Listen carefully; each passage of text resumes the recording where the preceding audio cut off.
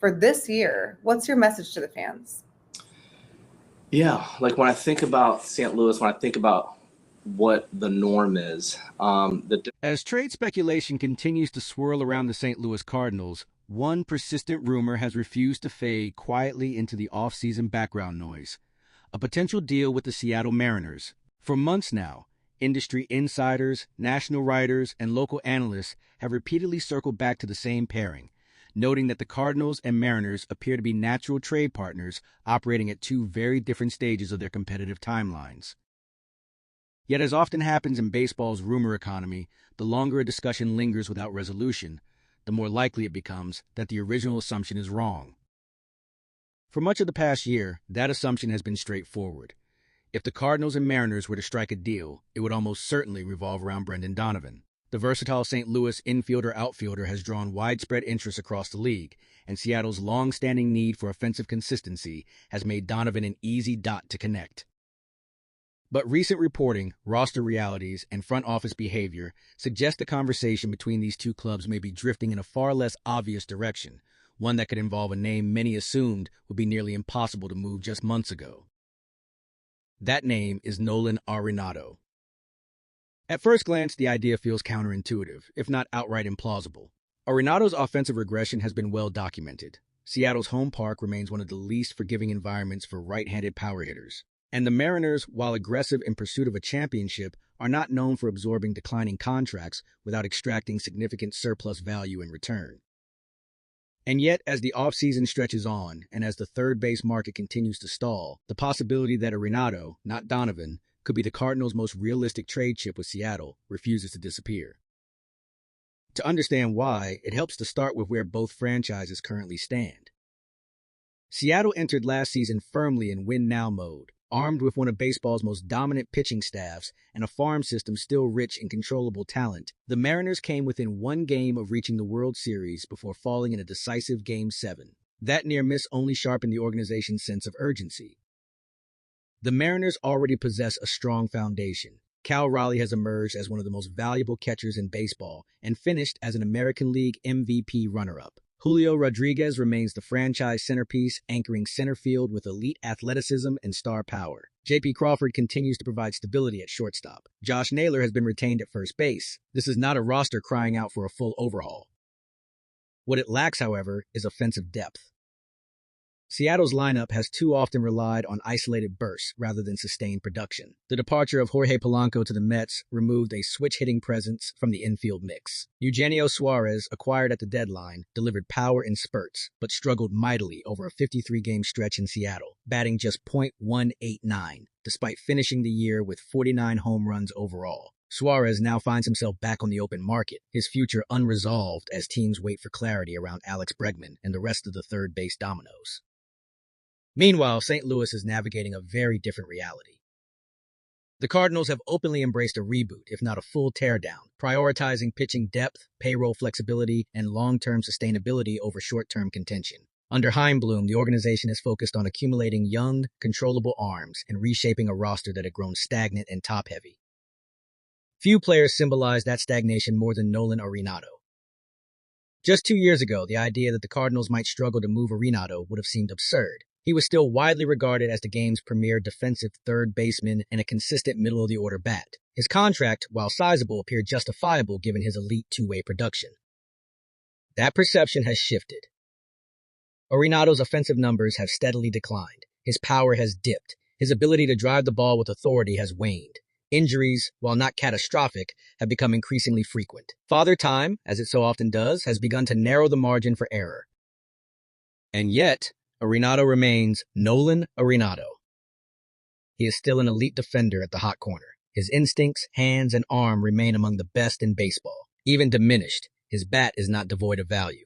He is a veteran presence, a clubhouse leader, and a future Hall of Famer whose reputation still carries weight across the league. The problem for St. Louis is not whether Arenado can still play. It is whether any team believes he can meaningfully elevate an offense in 2026 and beyond. For teams seeking pure offensive upside, the answer has increasingly been no. That is where Seattle complicates the equation. The Mariners do not need Arenado to be an MVP candidate. They do not need him to hit 35 home runs.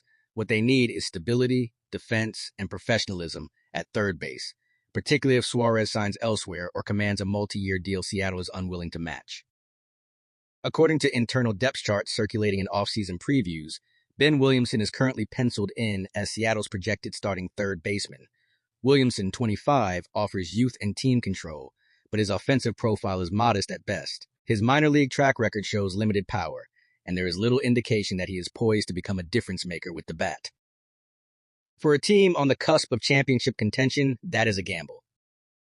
Replacing Williamson with Arenado, even a diminished version, would immediately raise Seattle's defensive floor while offering at least league average offensive production from the position. In a pitching-first ballpark like T-Mobile Park, run prevention carries added value, and Arenado's glove could quietly save wins over the course of a season. Still, that alone may not be enough to justify a deal, which is where the conversation shifts toward creative structuring. One idea that has quietly gained traction among analysts is the possibility of packaging Arenado with left-handed reliever Jojo Romero. Romero, while not a star, has proven to be a valuable bullpen piece, particularly against left-handed hitters, and carries only 1 year of control. His inclusion could sweeten a deal just enough to make the calculus work for Seattle.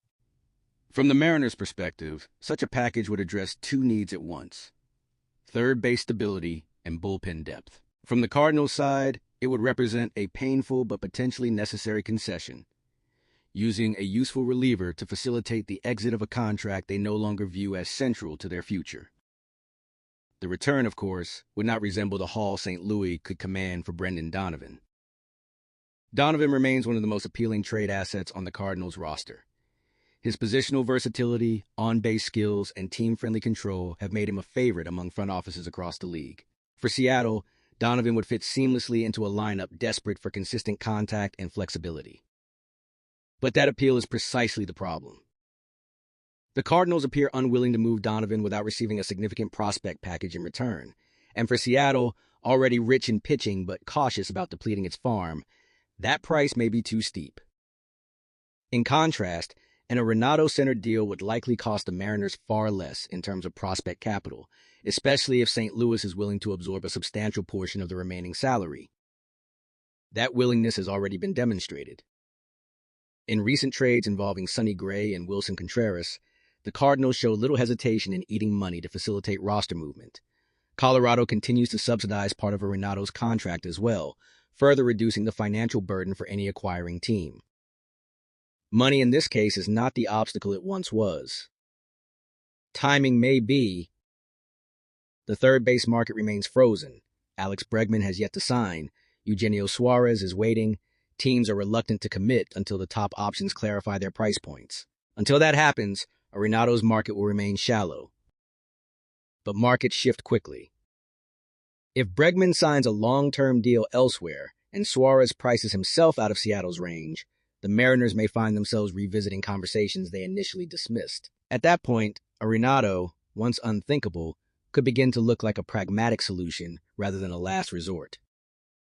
For the Cardinals, the urgency is equally real. Each passing week reduces Arenado's perceived value. Another season of decline would only make him harder to move. Bloom and his front office know this. They also know that holding Arenado blocks opportunities for younger players and limits financial flexibility in a rebuild designed to be agile rather than anchored to past success. This is the uncomfortable intersection where legacy meets logistics. Few franchises are as emotionally tied to their stars as the Cardinals. Arenado was meant to be a pillar of the next era, not a contract to shed. But baseball is ruthless in its timelines, and sentiment rarely survives contact with roster construction. Beyond the trade rumor itself, the Cardinals' broader offseason strategy continues to unfold. Bloom has emphasized pitching acquisition as the organization's top priority, acknowledging just how thin the rotation had become. While young arms like Dustin May, Matthew Liberatore, Andre Palante, Michael McGreevy, and Richard Fitz provide intrigue, they do not offer the veteran stability typically associated with competitive rotations. That is why the Cardinals continue to monitor the veteran starter market. Names like Zach Eflin, Tyler Mahle, Lucas Giolito, and Walker Buehler have surfaced repeatedly, each carrying varying degrees of risk. Injury history remains a common thread, and fan resistance to such profiles has been vocal. One name, however, continues to resonate quietly: Jose Quintana. Now 37, Quintana represents familiarity, durability, and balance.